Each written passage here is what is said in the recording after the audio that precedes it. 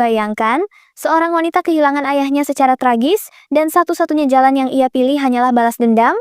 Namun, untuk itu ia harus masuk ke dunia penuh darah, kebohongan, dan pengkhianatan. Dan inilah alur cerita dari serial Korea penuh aksi dan dendam, My Name. Yuk mulai ceritanya. Yoon Ji-woo memutuskan untuk merayakan hari ulang tahunnya bersama ayahnya di pagi hari. Ji-woo berolahraga di kamarnya sambil mendengarkan musik. Setelah itu, ia bersiap-siap dan meninggalkan apartemennya menuju sekolah. Di tengah perjalanan, dua petugas polisi mengikutinya dan menanyakan tentang ayahnya, yang diketahui publik sebagai seorang penjahat dan pengedar narkoba. Ji-woo tidak memberikan jawaban kepada mereka dan hanya terus berjalan pergi. Meskipun demikian, para petugas polisi tetap mengikutinya untuk beberapa saat, lalu memintanya untuk menyampaikan pesan kepada ayahnya agar menyerahkan diri jika suatu saat ayahnya menghubunginya. Sejak kasus ayahnya diketahui oleh semua orang, Ji-woo menjadi terisolasi oleh teman-temannya di kelas. Mereka menyiksanya secara emosional, mengolok-oloknya, dan menulis kata-kata kasar di mejanya, menyebutnya sebagai anak dari seorang penjahat. Di siang hari, Ji-woo melihat dua petugas polisi sedang berbicara dengan kepala sekolah. Tak lama kemudian, ia dipanggil ke ruang kepala sekolah. Di sana, kepala sekolah memberitahunya bahwa ia harus dikeluarkan dari sekolah karena banyak orang tua murid yang keberatan dengan keberadaan anak seorang penjahat yang belajar di sekolah yang sama dengan anak-anak mereka. Kembali ke kelas, Ji-woo menemukan sampah yang sengaja diletakkan di atas mejanya, ditambah selembar kertas yang berisi bubuk putih. Para perempuan yang suka membulinya tidak berhenti menghina, bahkan menyarankan agar Ji-woo pergi dan menjual narkoba seperti ayahnya. Merasa marah dan frustrasi, Ji-woo menyerang teman-temannya yang kemudian memicu perkelahian. Setelah itu, Ji-woo memberikan kartu nama kepada salah satu gurunya, lalu pergi meninggalkan sekolah dengan cepat. Di luar rumahnya, Ji-woo melihat mobil polisi yang sama sedang menunggunya. Dalam keadaan marah, ia menyerang mobil tersebut dan kemudian dikejar oleh para petugas polisi. Ji-woo lari menuju pantai untuk menghindar, lalu duduk di tepi pantai sambil mengenang masa-masa bersama ayahnya.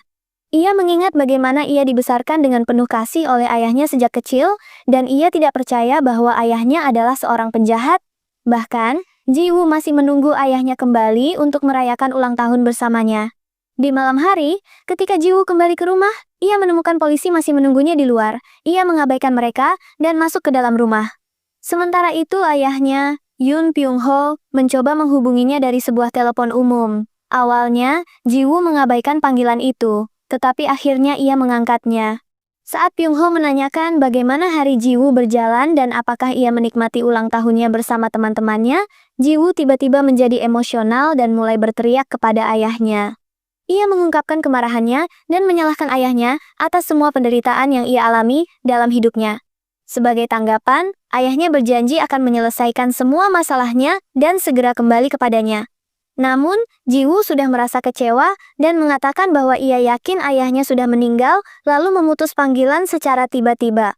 Setelah mendengar kemarahan putrinya, Byung-ho masuk ke dalam mobil dan menyalakan ponsel lamanya yang sudah lama tidak digunakan.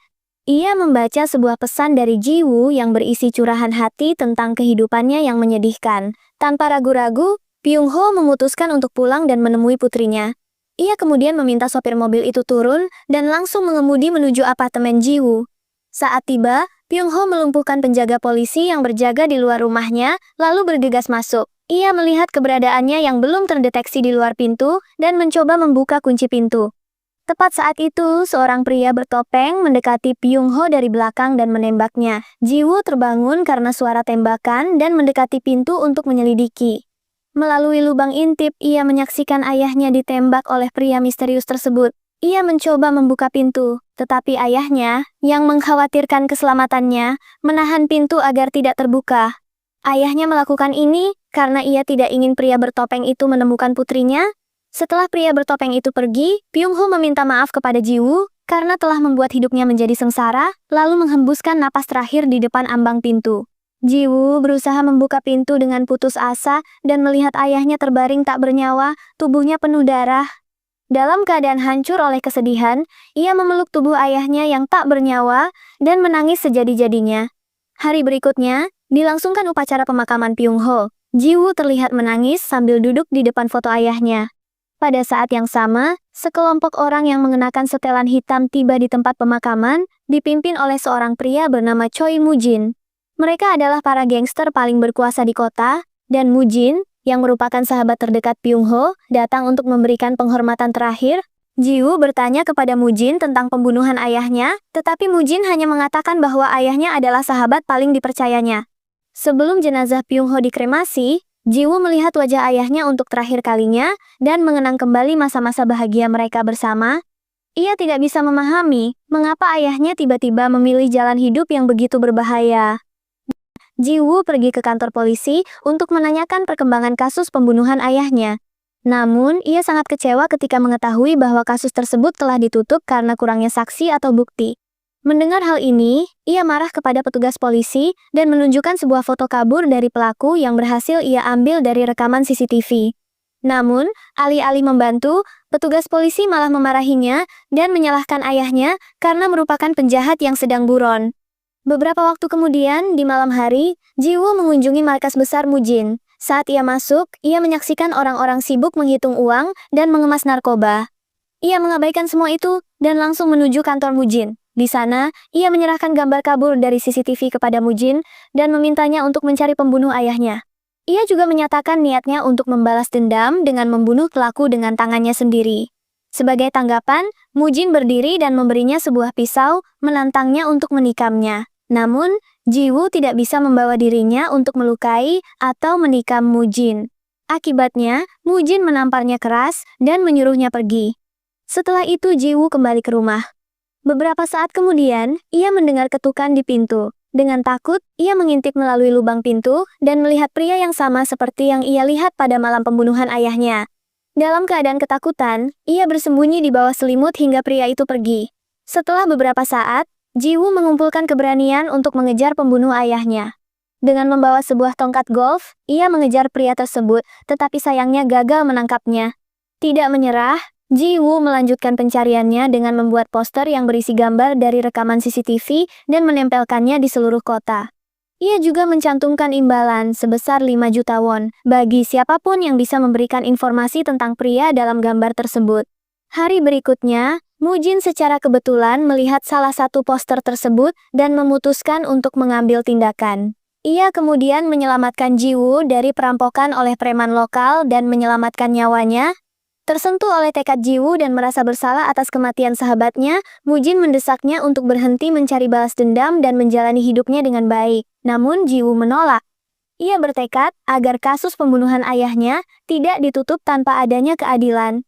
Setelah mendengar tekadnya, Mujin menyarankan bahwa jika Ji-woo benar-benar ingin membalas dendam, ia harus belajar cara bertarung dan membunuh orang. Ia kemudian meminta Ji-woo untuk berkemas dan membawanya ke sebuah tempat di dekat laut dan pelabuhan, tempat organisasinya melatih para petarung. Mujin memberitahu para anggotanya yang hadir di sana untuk melatih Ji-woo, yang membuat mereka semua terkejut, karena ini adalah pertama kalinya seorang perempuan menyatakan keinginan untuk bergabung dalam pelatihan mereka. Keesokan harinya, Jung Tae-woo, tangan kanan Mujin, tidak setuju dengan keputusan untuk membiarkan Ji-woo bergabung dengan organisasi mereka. Namun, Mujin bersikeras mengizinkannya, dengan alasan bahwa Ji-woo sedang mencari balas dendam untuk ayahnya. Setelah itu, Ji-woo ditugaskan untuk membersihkan dan merawat area latihan oleh Gong Jae, salah satu petarung di klub tersebut. Meskipun menghadapi perlakuan buruk dari beberapa anggota pria, Ji-woo tetap bertekad kuat dan tetap berlatih sendiri setiap malam. Terkesan dengan ketekunannya, Mujin memantau perkembangannya dan mengajarkannya teknik bertahan hidup serta titik-titik lemah pada tubuh manusia yang bisa diserang. Seiring waktu, diadakan kompetisi antar anggota geng untuk menentukan anggota terkuat yang akan mendapatkan promosi dan bekerja langsung untuk Mujin. Yang mengejutkan semua orang, Ji-woo mengalahkan semua pesaingnya dan keluar sebagai pemenang, bahkan membuat lawannya pingsan. Kekalahan ini membuat Gong Jae merasa sangat dipermalukan dan berniat untuk balas dendam.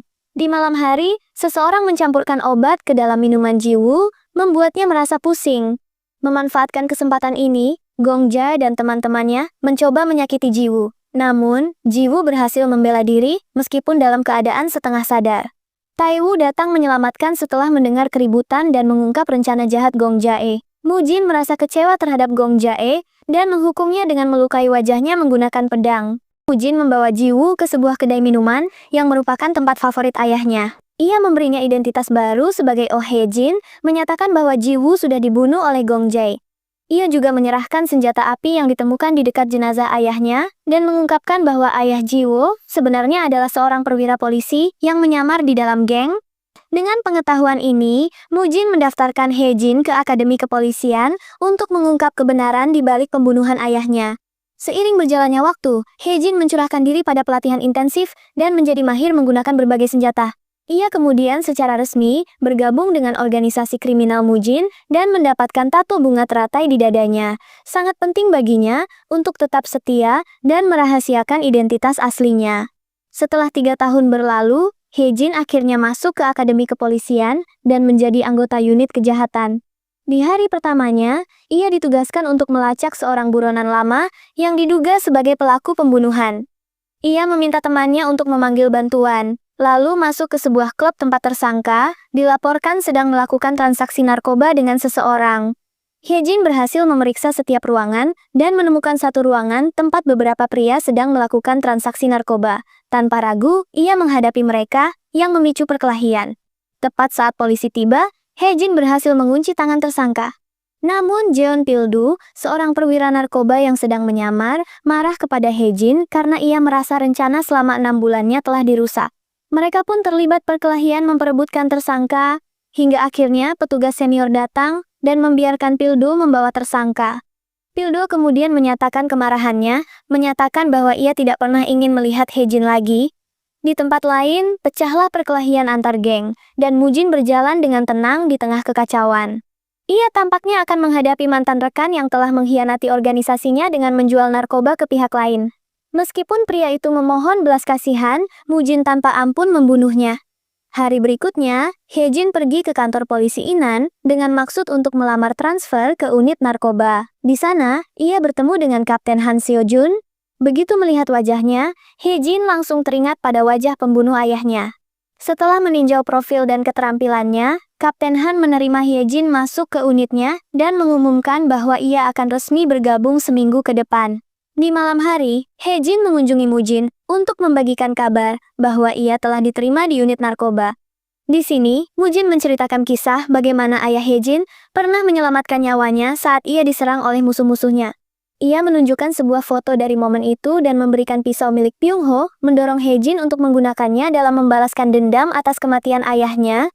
Sementara itu, di kantor polisi, seorang pria bernama Chang Ho sedang diperiksa. Namun, alih-alih mengungkap informasi tentang rekan dan bosnya, ia malah memberikan detail tentang seorang pria bernama Mango yang dikabarkan menciptakan jenis narkoba baru dalam bentuk permen.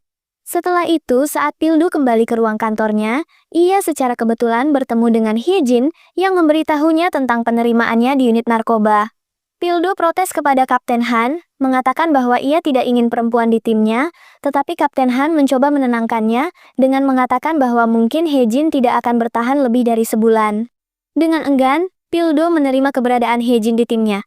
Tae-woo masih meragukan kesetiaan Hae-jin, namun Mujin mempercayai Hae-jin dan menganggapnya sebagai aset berharga bagi organisasinya. Selanjutnya, Pil-do dan timnya mulai mencari pengedar narkoba bernama Mango, dan secara mengejutkan ia meminta Hae-jin untuk menangani misi ini sendirian. Tanpa keberatan, Hae-jin masuk ke lokasi yang dicurigai dan langsung diserang oleh beberapa pria. Ternyata, Pil-do sengaja menggunakan Hae-jin sebagai umpan untuk menangkap Mango. Namun, mengejutkan Pil-do, Hae-jin berhasil mengalahkan hampir semua pria di lorong, lalu masuk ke tempat yang mirip bar. Meskipun awalnya tidak menemukan Mango, ia akhirnya berhasil menangkapnya. Saat Pil-do tiba, Mango menanyakan surat perintah penangkapan, tetapi Pil-do hanya tertawa dan mengabaikannya. Setelah itu, Hae-jin dan Pil-do mencari narkoba, dan menemukannya tersembunyi di dalam botol anggur di belakang bartender, yang mengarah pada penangkapan Mango. Selama interogasi, Mango mengungkapkan bahwa seseorang bernama Gong Jae adalah pencipta narkoba yang tidak terdeteksi. Gong Jae sebelumnya pernah mencoba membunuh Jiwoo, tetapi dikalahkan oleh Mujin, sehingga wajahnya terluka dan meninggalkan bekas luka. Diketahui bahwa Gong Jae telah meninggalkan kelompok Mujin dan mulai memproduksi narkoba baru, menarik banyak pembeli. Hae-jin memberitahu Mujin tentang hal ini. Malam itu, Hyejin mengakses database polisi untuk mencari bukti terkait pembunuhan ayahnya. Sayangnya, pelaku mengenakan helm penutup wajah penuh, sehingga identifikasi sangat sulit. Pada saat yang sama, Hyejin menemukan bahwa Kapten Han ditugaskan untuk menangkap seorang pengedar narkoba pada hari ayahnya meninggal, tetapi ia tidak yakin apakah orang itu adalah ayahnya. Keesokan harinya, Hyejin dan tim diberitahu bahwa mereka akan melakukan misi penangkapan terhadap seorang pengedar narkoba buronan lama. Sebelum berangkat, ponsel mereka dikumpulkan untuk mencegah adanya pengkhianat. Namun, Hyejin terkejut mengetahui bahwa target mereka adalah Choi Mujin, seorang pengedar narkoba besar di Korea Selatan. Hyejin menjadi gugup dan bingung tentang apa yang harus dilakukan. Mereka lalu menuju laboratorium rahasia Mujin di sebuah kapal. Tempat polisi telah menyiapkan operasi cermat untuk mencegah pelariannya. Setelah semuanya siap, operasi dimulai. Hyejin sangat ingin memperingatkan Mujin tentang penangkapan ini, tetapi Pildo terus mengawasinya, membuatnya tidak mungkin. Namun, pada suatu titik, seseorang melepaskan tembakan, mengganggu operasi dan memberi cukup waktu bagi Mujin untuk kabur. Di tengah kekacauan, Hyejin menemukan sebuah senjata yang diyakini milik pembunuh ayahnya. Ia berencana untuk melihat reaksi Kapten Han saat melihat senjata itu.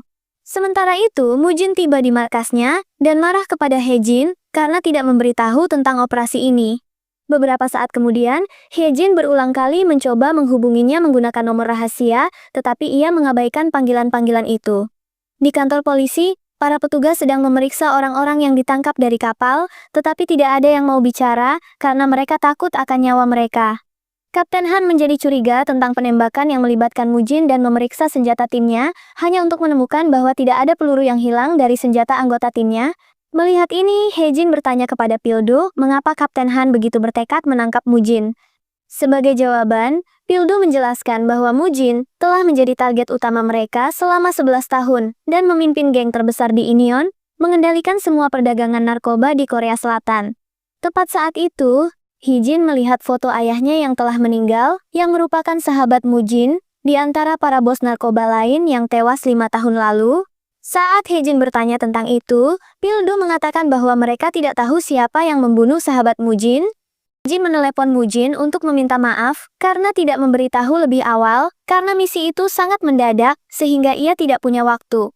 Ia kemudian mengungkapkan kepada Mujin bahwa ada 3 kamera tersembunyi di hotelnya, yang mengejutkan Mujin dan membuatnya mencurigai adanya pengkhianat di dalam kelompoknya. Tanpa buang waktu, Mujin menonaktifkan semua kamera polisi di hotelnya, membuat tim Kapten Han mencurigai adanya pengkhianat di antara mereka. Di tempat lain, Gong Jae yang mabuk dan bersemangat, sedang mempersiapkan misi yang telah direncanakannya selama 5 tahun.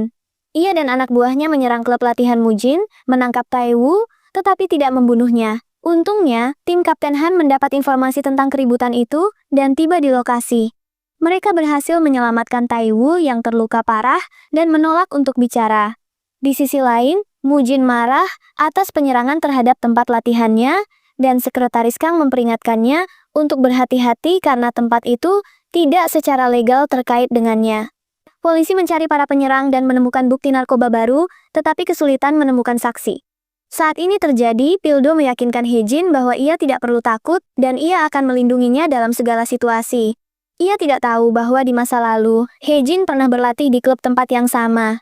Keesokan harinya, Hyejin menghadiri pemakaman anak buah Mujin sambil mengenakan helm agar tidak dikenali. Dalam perjalanan pulang, ia bertemu Kapten Han dan Pildo yang tiba di pemakaman. Secara mengejutkan, Kapten Han menghadapi Mujin di rumah duka dan permusuhan di antara mereka sangat terasa. Kapten Han menyatakan tekadnya untuk mengakhiri semua ini karena sudah lelah melihat Mujin terus lolos. Namun, Mujin tertawa dengan percaya diri, mengatakan bahwa ia tidak akan pernah tertangkap dan Kapten tidak akan pernah menemukan bukti melawannya.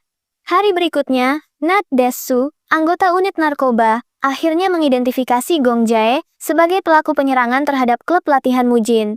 Kapten Han mengenali Gong Jae sebagai mantan anggota kelompok Mujin dan percaya bahwa Mujin akan mengambil tindakan. Ia kemudian memerintahkan agar Manggo dibebaskan sebagai umpan. Hyejin keberatan, khawatir akan risiko terhadap banyak nyawa, tetapi Kapten Han mengabaikan kekhawatirannya. Sementara itu, Mujin menerima pesan dari Hyejin yang memberitahunya tentang rencana Kapten Han. Setelah membaca pesan itu, Mujin membatalkan misinya dan memutuskan untuk tetap tinggal. Di kantor polisi, Kapten Han dan timnya bingung dengan ketiadaan respons dari Mujin. Kapten Han tertawa, yakin bahwa Mujin akan gagal karena ada pengkhianat di dalam organisasinya. Tepat saat itu, Mujin menerima pesan lain dari Hejin yang memberitahunya tentang seorang pengkhianat yang akan bertemu dengan Kapten Han di lokasi terpisah. Taiwu menemukan sebuah surat dan jenis narkoba baru di mobilnya yang mengundangnya untuk bertemu seseorang yang tahu tentang keberadaan Gong Jae. Tanpa ragu, Taiwu memutuskan pergi ke pertemuan tersebut. Sementara itu, Hejin yang mengenakan helm penutup wajah terus mengawasi Kapten Han untuk mengumpulkan informasi tentang pengkhianat di tim Mujin. Tiba-tiba, ia bertemu dengan Pildo yang menyerangnya, mengungkapkan bahwa itu adalah jebakan yang disetup oleh Kapten Han dan Pildo. Ia berhasil kabur dan kembali ke apartemennya. Di sini, terungkap bahwa Kapten Han berencana membongkar pengkhianat di timnya dengan menggunakan Taiwu sebagai umpan.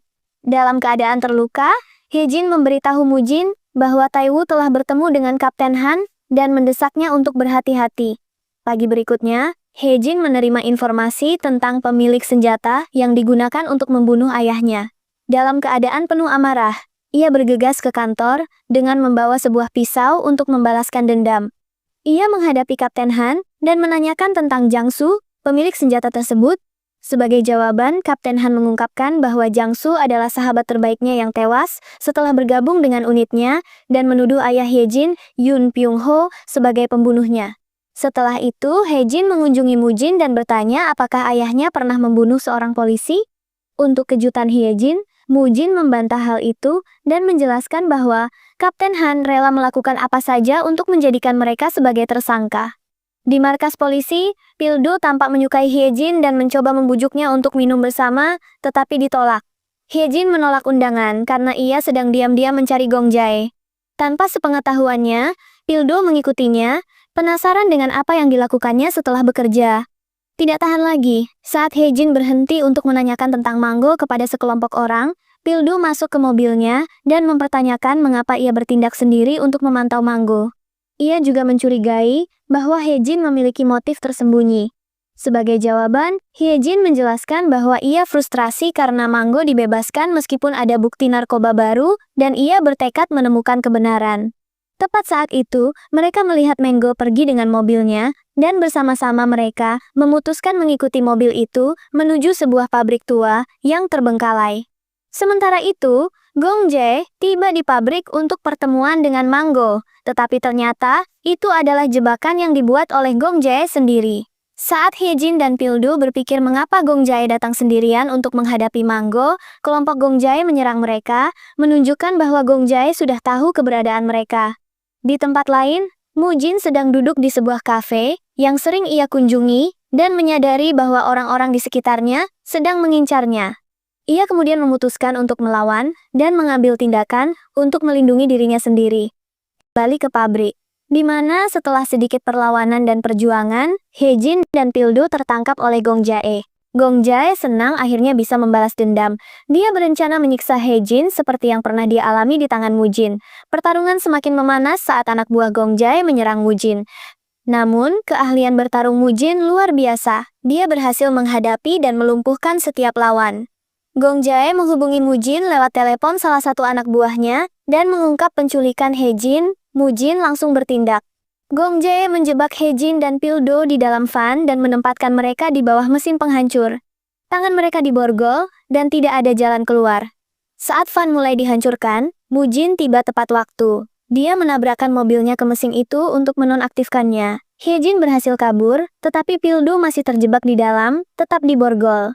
Saat polisi mendekat, Mujin terpaksa kabur. Hejin berjuang keras melepaskan Pildo. Saat dia hampir berhasil, mesin itu menyala lagi dan mulai menghancurkan mobil. Dalam upaya putus asa, Hejin berhasil mencabut kabel mesin dan akhirnya menghentikannya. Pildo selamat, tetapi Hejin kolaps karena kehilangan banyak darah. Pildo yang hancur karena luka Hejin, kini mengalihkan fokusnya dari mengejar Mujin ke menangkap Gong Jae. Dalam kekacauan ini, Mujin memutuskan yang terbaik adalah mengirim Hejin ke luar negeri secepat mungkin. Dia khawatir dengan keselamatan Hejin dan risiko terungkapnya identitasnya. Dia merasa pergi adalah pilihan teraman, terutama karena Gong Jae masih berkeliaran. Mujin menyampaikan keputusan ini pada Hejin, tetapi Hejin dengan tegas menolak.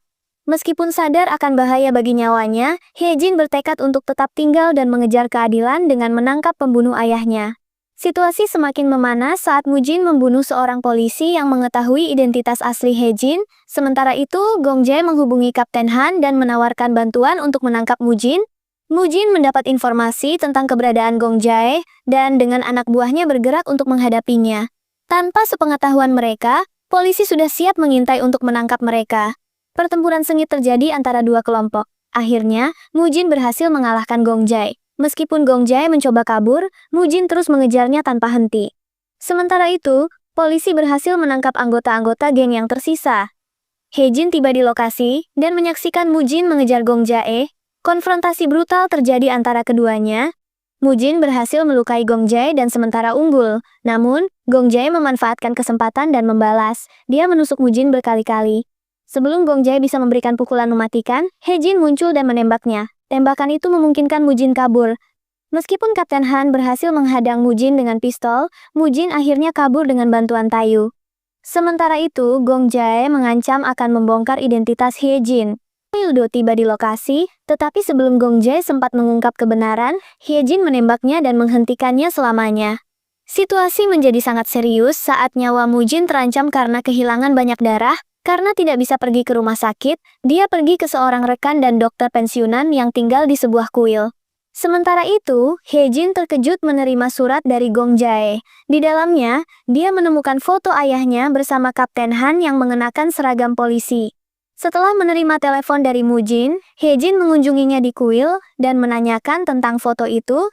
Dalam percakapan ini, Mujin mengungkapkan kebenaran mengejutkan, Dong-hun sebenarnya adalah polisi yang dikirim oleh Kapten Han untuk menyusup ke organisasi mereka.